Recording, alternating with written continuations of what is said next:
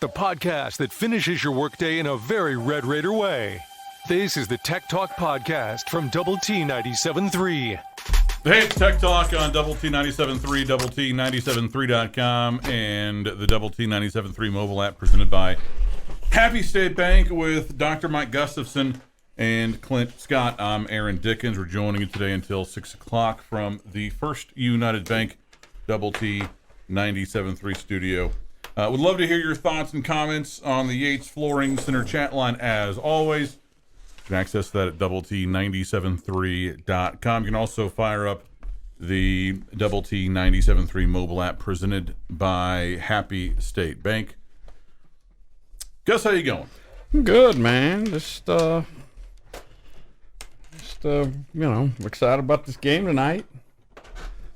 Hoping the boys take care of business. You know, I did think of something regarding basketball. Yesterday, we talked about how the number of resume opportunities are a little bit limited for this team. Now, the conference schedule offers plenty. Sure. But the non-conference, because Georgetown, hasn't been very good this year, and some of the others on there, that there's not a lot of resume material on there, just the kind of stuff that'll make your resume look bad if you lose. But I forgot about one thing, and it was actually something we talked about yesterday. There is an opportunity to play LSU outside of the conference schedule, and so now that's it's kind of odd that's why I was kicking myself when I was thinking about it later, going, we talked about the fact that the Big 12 ACC thing is going away, and SEC. And then that said, and it kind of hit me last night because the ACC Big 10. Bolt up out of bed? No, I didn't. Give me something to write on. No, it just kind of dawned. It kind of dawned on me that I was like, man, I forgot all about that. Even though it was you and I had been talking about it because we were like, LSU again. It's easy to kind of lose track though, because that's a resume opportunity in the middle of a sea of resume opportunities, exactly. Right? Whereas now it's like, all right, well, back to your regular schedule programming with, Nicholls State. Exactly. Yeah, and that's exactly the context, and that's exactly why I missed it when I was thinking, well, the non-conference schedule, I was really thinking about between now and New Year's Eve, basically. But you big New Year's Eve guy? Some years are better than others. At my age, it's probably declining a little bit. Most of the time, it's just doing stuff with friends, going to a friend's house, 2 or 3 couples, that sort of thing. Right. Although last year in Fort Worth, we went to Parker McCollum concert in their basketball, whatever the Fort Worth arena thing, Dickies Arena, I think. Oh, yeah. I think it's also where TCU plays hoops now, but that new arena. And we went there, and we were so stupid. We get there going, well, the concert starts at 8. We'll be done at 10:30. Like, dude, it's New Year's Eve. The concert's not ending until 12:05, because, and so, yeah, like catch an Uber on New Year's Eve at 12:30 in the morning outside of a crowded arena. That's what we did. Sure, it's cold out here, but, it was fun because we had, we had a couple of cocktails, and so it was all good. Fun New Year's Eve. I'd love to read some text right now, but for some reason, the Wi-Fi's not working here in the studio, which, is great. You a New Year's Eve guy? You strike me as not being 2022. You strike me as not being a big New Year's Eve guy. Wi-Fi irritates the crap out of me, Gus. Right. How is it that we're done with New Year's Eve now? How is it that we are, this far into the internet age, right? And not only do you have to pay for the crappiest of internets at virtually every hotel that I've stayed at. Yeah, like $10 a day because they got you over a barrel, but it's also just terrible. It's like, let's offer you this time travel experience back to 1996. Just let me walk over to that plug on the wall and just plug in. I mean, I'll carry a little piece of Ethernet.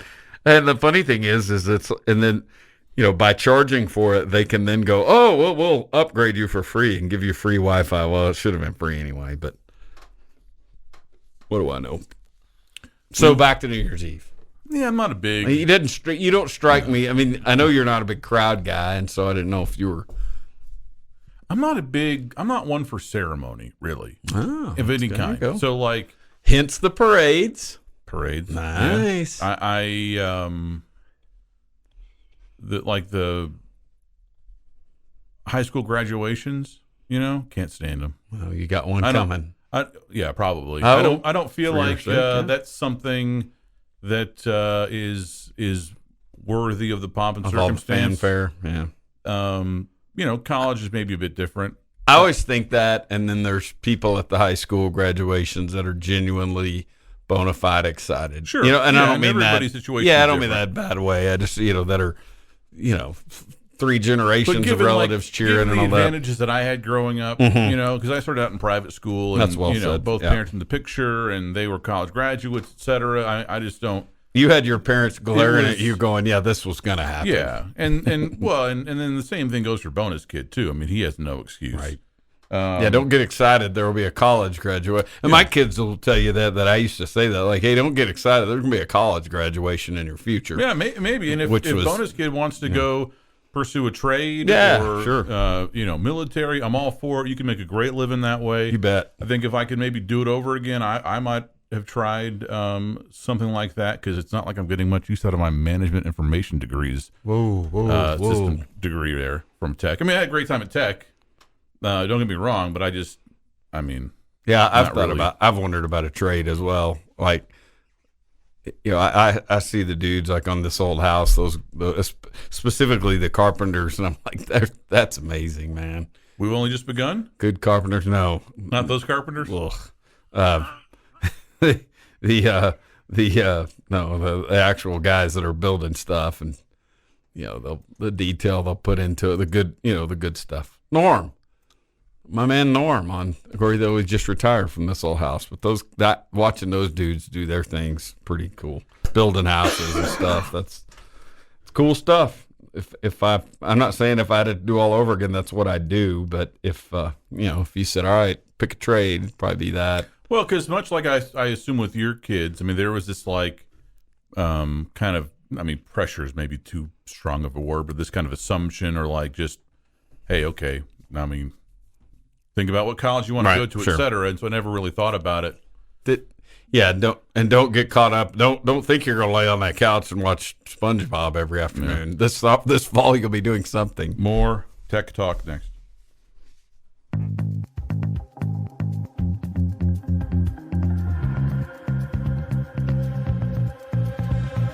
It's every Red Raiders' favorite podcast. This is the Tech Talk Podcast from Double T 97.3. Hey, it's The Juice, brought to you by our friends at Specs Wine, Spirits, and Finer Foods with Dr. Mike Gustafson and Clint Scott. I'm Aaron Dickens. Time for some headlines. The Texas Tech men's basketball team will take on Georgetown tonight.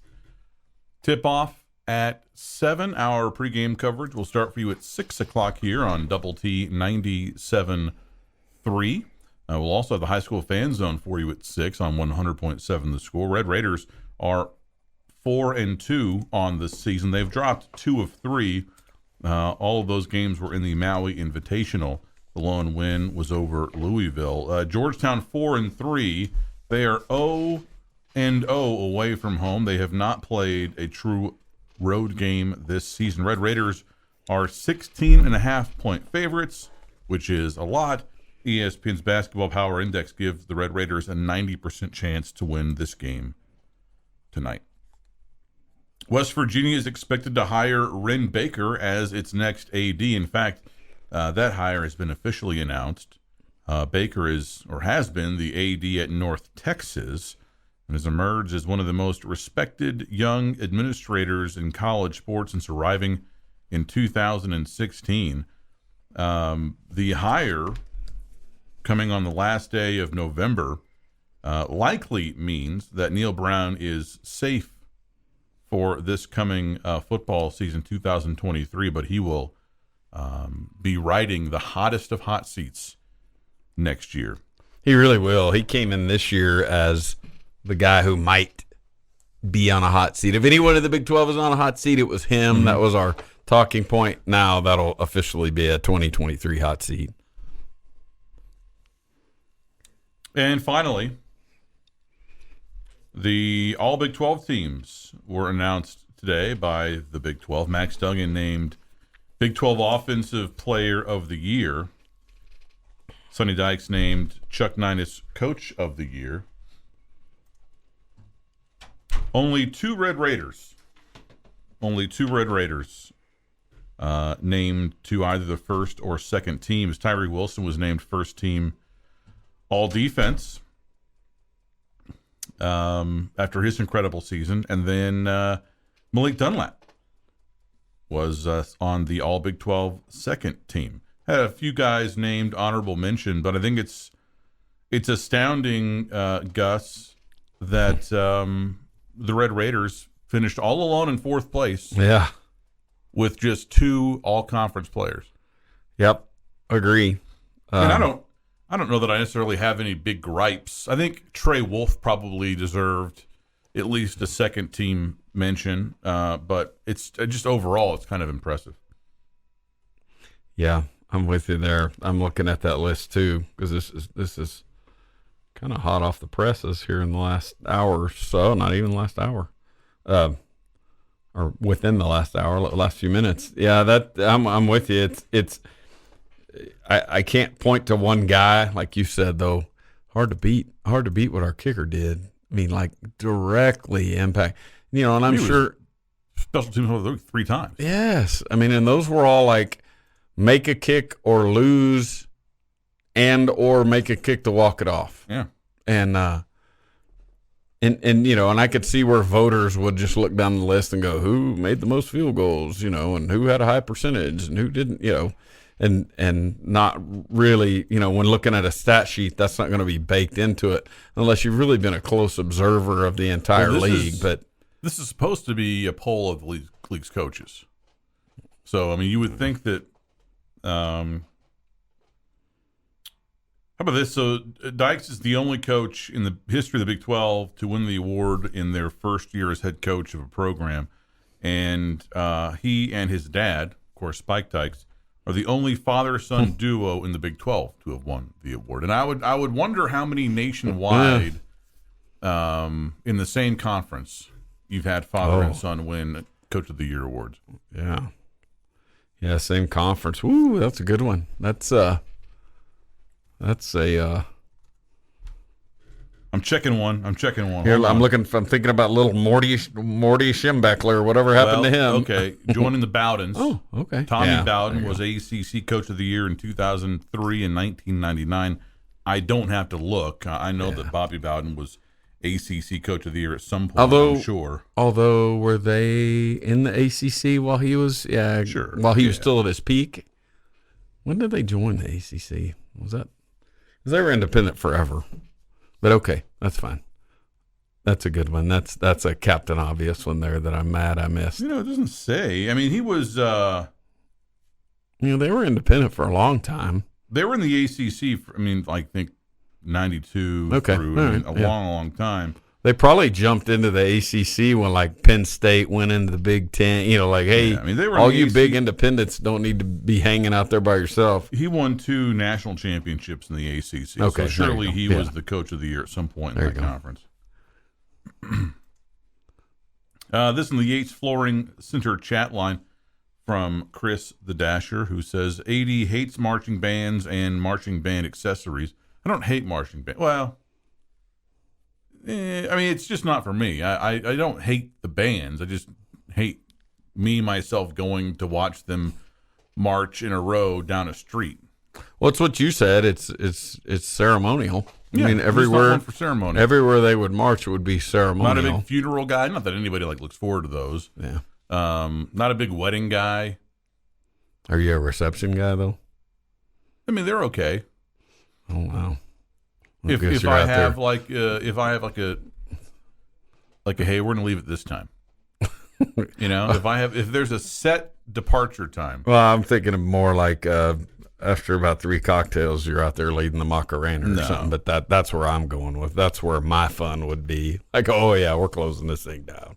This in the chat line from Raiders Dad. My cousin is a master plumber. He makes around what I make in a year on the side, doing water heater replacements exclusively. I wish that I went to trade school.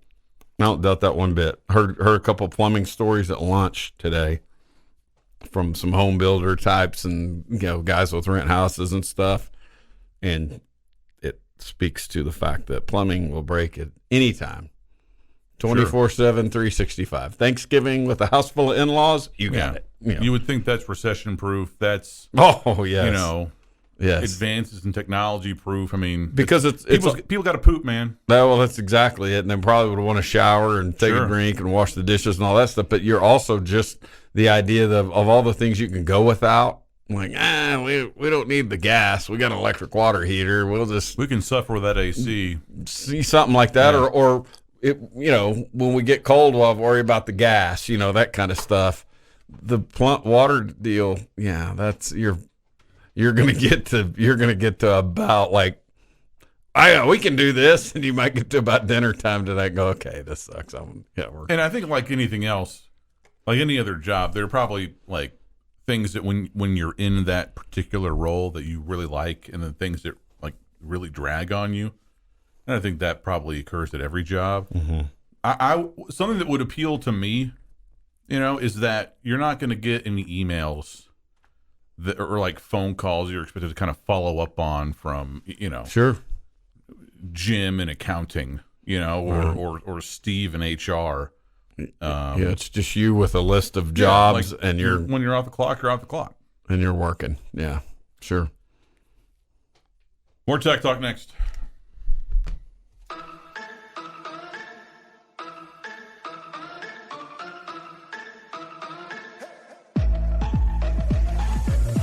The podcast that finishes your workday in a very Red Raider way. This is the Tech Talk Podcast from Double T 97.3. Hi, how are you? Good afternoon. It's Tech Talk on Double T 97.3 and Double T 97.3.com with Gus and Clint. Aaron. Love to hear your thoughts and comments today on the Yates Flooring Center chat line at Double T 97.3.com. Bullfighter asks, y'all have ever pooped outside and wiped with a leaf? I have not. I've pooped outside once, but never a leaf. Good grief. I'd like completely caught unprepared. I think I've pooped outside. A lot of peeing outside, though. Yeah, for sure. Lots of that. Yeah. I think I did. I think it was at a deer lease many, like a decade ago. I think I wouldn't bet my life on it, but I'm pretty sure. But with a leaf, or did you have actual? I'm sure that I used something else. I didn't use a leaf. Yeah, never. I didn't use like the 3 shells or whatever. From Demolition Man. Yeah, were you caught off guard? That's the question. Were you caught off guard in a way that there was like, I'm gonna go get a McDonald's napkin out of the glove box? Never a leaf, but there would have been some camping expeditions. If I didn't, I would have been holding it for like 3 days. Ooh. So that makes sense. From Shelley, I understand that. Yeah. Found out 4 months after I bought it that the prior owner of my home lived there without electricity or water for 10 years. That should be a required legal disclosure. No kidding. Won't go into the details. Oh, by all means, please do. You're not bothering us. Wherever your imagination goes is probably correct. To make it even more weird, a major tech building is named after his father. Oh, my gosh.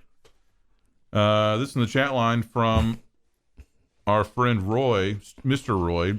Used my sock once on a logging road, carried TP in my truck all the years working in the field. Hey, no. See, I say Mr. Roy to avoid that. I feel like he's suffered enough. Yeah, I was going to say, he's already disclosing a painful memory, and then you just bury I him. wouldn't think that a sock would be painful. No. It would just be stressful because you have a limited... Hopefully it's not the one you're wearing. Like, you don't have a roll of socks. I'm going to have cold feet or itchy you gotta hind be end. very judicious. Hey, what do you make of UAB hiring Trent Dilfer to be their next head football coach? That's he'd been coaching at a high school program and it had some success. But man, yeah, that's quite a leap. Not, I wouldn't have. I sent it to a couple buddies of mine. In fact, a friend of mine that lives in South Alabama that's kind of plugged into this kind of stuff, we text a little something about the Auburn deal. Oh my God, dude, it's all everybody's talking about down here, and he actually lives in South Alabama. And I sent that deal last night, and he was like, "Wow, no way!" I scooped him with that. Like, he didn't even say, "Yeah, it's been a rumor for a couple of days." I think it just it came out of left caught field. him. Yeah, I think it caught him off guard. That's because UAB should be positioned in the new American Athletic Conference. They should be positioned to be one of the heavies, right? With Cincinnati on the way out, Houston on the way out, and UCF on the way out. I mean, UAB should be able to kind of step in there. That's a good point. Because they have facilities. I think they've got a relatively new stadium. They're in a football crazy state. There's decent talent kind of in that region that they can go drive and look at. Yeah, the third best group in that state's not bad. I mean, or in that. If you're fighting Southern Miss for your recruits and you're right behind the SEC teams, you're doing okay. But I don't think that. I mean, Trent Dilfer has been on the show before. I mean, I think that he's worked with quarterbacks from a prep perspective, like Elite 11, things like that. He's kind of viewed in some circles as a kind of a quarterback expert, quarterback trainer. And so if he's able to deliver and land a really, really good group of 5 quarterback, then maybe this makes it worth it. But what's his Rolodex look like? Right? Who's he calling to be his D coordinator? Right? Who is he calling if he's not going to run the offense to be the offensive coordinator? I mean, fill out the staff. I mean, what's that going to look like? And then for all the heat that the Colts took, deservedly so, by the way, for hiring Jeff Saturday to be their interim coach. At least Saturday's not that far removed from being in a lot of those NFL meetings, right? And, being part of installing an NFL game plan and, the cadence of a practice week and all that stuff. Trent Dilfer has no freaking idea what it takes in 2022 to be a college head coach. Right? Like from running a meeting to game planning to, academic, like it's not at all just roll in there and just kind of pick it up on the fly. Yeah, and he's no dummy, but it's the same thing that and I've got I don't know, really a built-in bias against these dudes, but it just feels like it doesn't ever work that the professional star jumps right into college coaching most of the time at their alma mater. And we'll see that tonight in Patrick Ewing. And, in fairness, they were 6-21 last year, and he's on the hot seat according to most sources. You and I've talked about the Clyde Drexler thing. At U of H, it didn't go well. And so this isn't his alma mater, but it's I think there's there can be maybe an overestimation, and I like the word that you say, the Rolodex, because that's a good way to describe an idea, an area in which it may not be baked in easy, quick success. Kitna's been through every quarterback meeting, and as you said, he's coached every quarterback around, and so his handle on that position is great. That's a very important position. If you're going to have a handle on one position, that's a good one to have a handle on.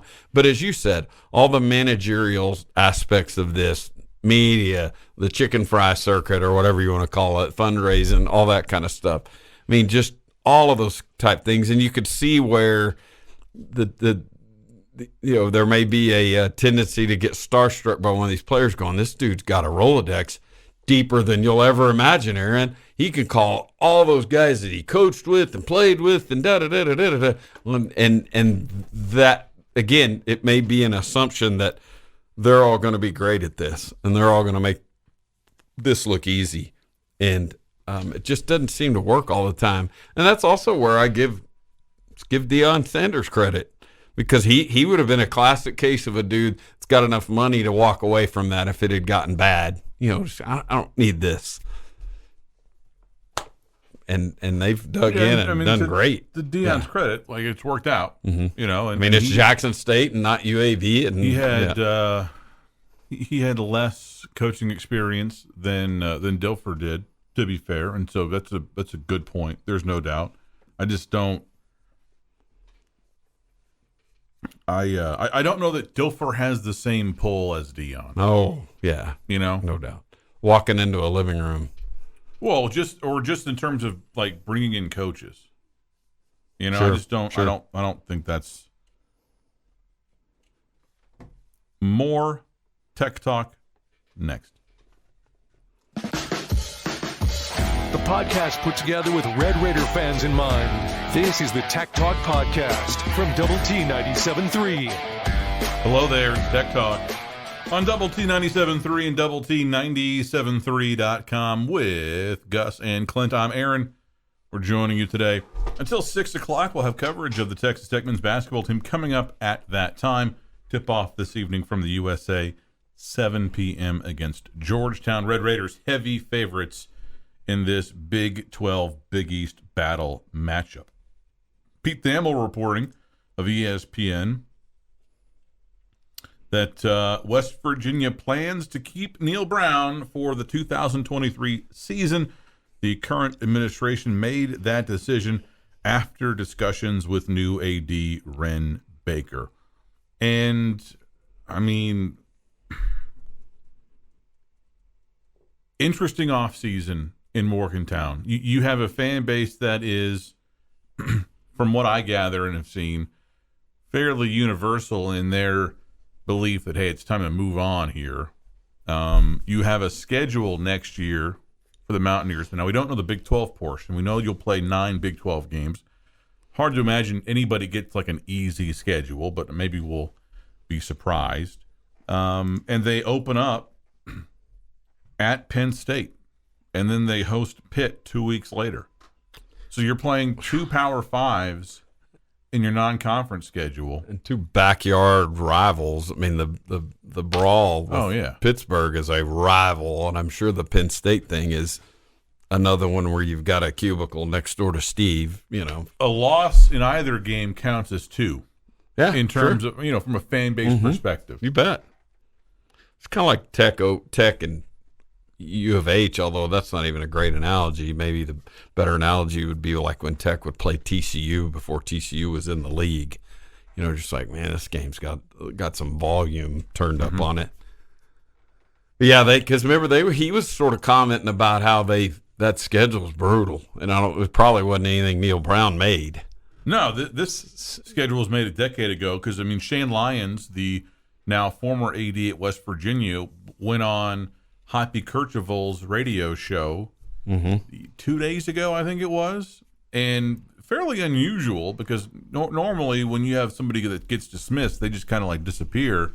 But he went on that radio show and was fairly combative, not with Hoppy, but with defending his tenure, defending all the decisions that he made, kind of went after Gordon Gee, the president at West Virginia, and was pretty forceful in his defense of his tenure. And in that interview, he noted, hey, that schedule, this year's schedule, next year's schedule, that was all made before I came on board in 2016 or whatever it was. And it's like, I was actually thinking about this on the way in, Gus, because you look at Texas Tech, and we've had this conversation before, and I think you put it best in that, listen, unless you're competing in the beauty pageant of the playoff, right, then juicing your non-conference schedule up with, an Alabama, which West Virginia has on the schedule in like 2025, I think. And they've played them before. Yeah, it makes no sense.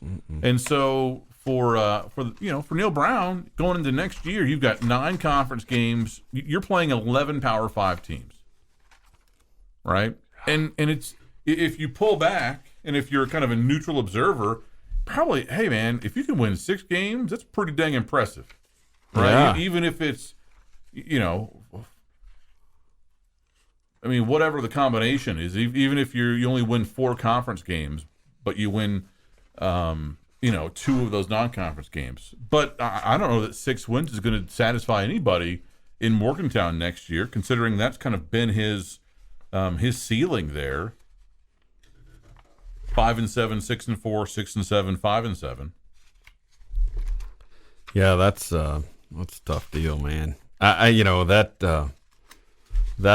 schedule's a nightmare, and in this era, that's a hard thing to, how many dudes want to hunker down with you and continue to fight that fight versus, especially in this era where the veteran decision, and we just saw this play out in the last hour or so from Weston Wright, a player like that who's good, solid college player, fringe chance at the NFL going, I'm going to pass on that extra year, basically the COVID year, and go ahead and throw my name into the NFL hat or just move on with life. And a guy like Neal Brown's going, man, that's one of my veteran guys, that whatever position.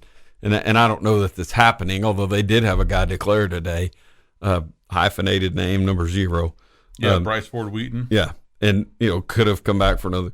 And again, a lot of those guys, it's not so much that they're leaving early after 3 years as much as it is they're saying no to the extra year. Got my degree in my pocket, or on the wall, got, my knee hurts, my this, my that, whatever. And in Weston Wright's case, we've talked about that. Has a I think mechanical engineering degree, so he's doing just fine. He's all set up for a STEM type master's degree or whatever. And so he's checked about every box you can check in college. But it's, Neal Brown, when players like that are leaving, that makes it tough to dig in and retrench. That's just especially when you look up to see that schedule. And you wonder, is he going to be forced to make staff changes, or is he going to make staff changes on his own?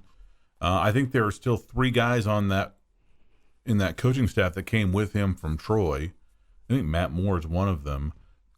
Yeah. And if you do make staff changes, are you going to be given the resources to kind of overpay to compensate for the reality that, hey, this might just be a 1-year deal?